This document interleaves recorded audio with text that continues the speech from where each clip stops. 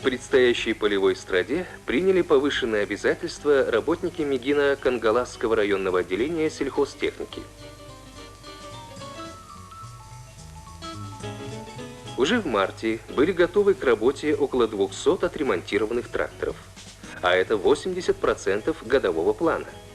Почти полвека назад здесь была организована первая МТС. С тех пор неизмеримо возросла техническая вооруженность сельского хозяйства Якутии. И еще здесь готовят для совхозов трактористов, шоферов, операторов машинного доения. Работники сельхозтехники знают, что судьба будущего урожая, вклад в продовольственную программу зависит и от них, от их качественной работы.